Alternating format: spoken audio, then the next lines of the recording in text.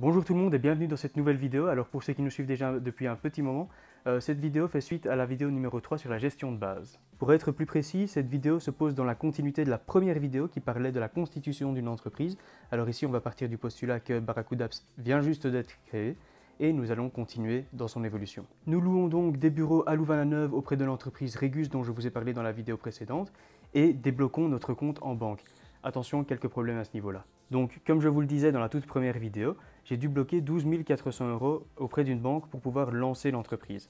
Une fois que j'ai reçu l'attestation du notaire disant que l'entreprise était bel et bien créée, j'ai dû me rendre avec celle-ci auprès de la banque pour normalement débloquer l'argent. Cependant, tout ne s'est pas passé comme cela aurait dû se passer. Normalement, une fois l'attestation remise, l'argent était débloqué dans les 2 à 3 jours et je pouvais l'utiliser pour l'entreprise et pour faire croître la boîte.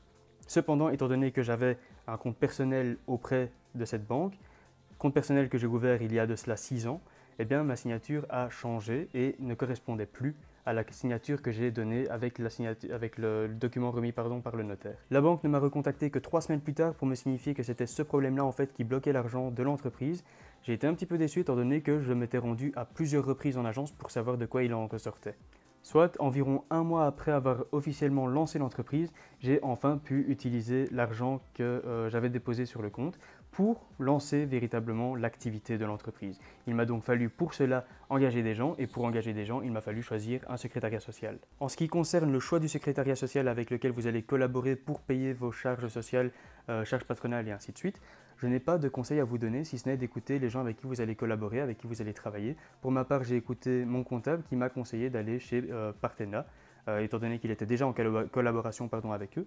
Cependant, vous êtes libre d'aller chez Partena, Securex, UCM et ainsi de suite. Je vous disais dans la première vidéo que vous aviez un numéro de TVA donné par le notaire, cependant vous n'êtes pas encore inscrit à la TVA. C'est l'occasion, vous vous inscrivez à la TVA et auprès de la Banque Carrefour des entreprises et votre activité est officiellement enregistrée. Vous pouvez bien évidemment confier cette tâche à votre secrétariat social qui se fera un plaisir de vous inscrire à votre place. Vous devez également savoir que vous devez souscrire aux assurances nécessaires en fonction de votre activité. Je vous laisse dans la description un site qui vous permet de connaître les assurances obligatoires, à savoir au moins la responsabilité civile et d'autres en fonction de votre secteur, et les assurances complémentaires qui sont vivement conseillées. Il vous faut à présent, si vous comptez embaucher, élaborer un règlement de travail qui permettra de déterminer les bases de la collaboration entre vous et vos employés. Pour élaborer votre règlement de travail, vous pouvez vous baser sur des modèles préexistants que votre secrétariat social se fera un plaisir de vous fournir. Il est temps à présent de passer aux choses sérieuses, à savoir l'embauche.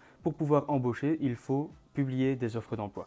Pour publier des offres d'emploi, je vous conseille Indeed qui fonctionne très bien, mais avant tout, il vous faut une première page de contact. Et oui, pour prouver que vous êtes une entreprise sérieuse, il faut pouvoir vous contacter. Alors, il ne faut pas forcément créer un site web, mais vous pouvez vous contenter déjà d'une page Facebook qui permettra aux gens de voir un petit peu ce que vous faites et dans quel secteur vous comptez évoluer. Une fois les CV reçus et empilés sur votre bureau, il vous faut faire une première sélection qui vous permettra de voir quels sont les profils les plus adaptés à votre entreprise et qui vous voulez rencontrer.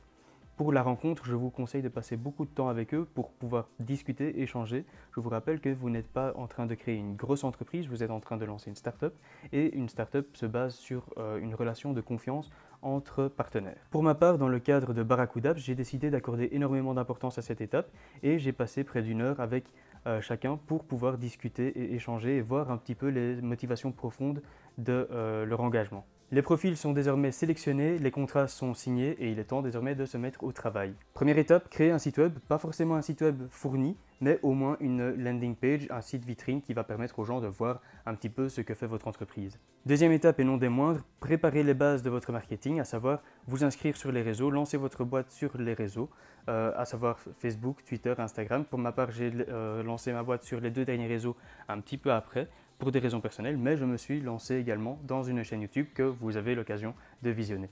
Voici donc qui conclut la partie sur le lancement d'une entreprise. On se revoit dans la prochaine vidéo pour parler du logo et de son histoire. Ciao, ciao!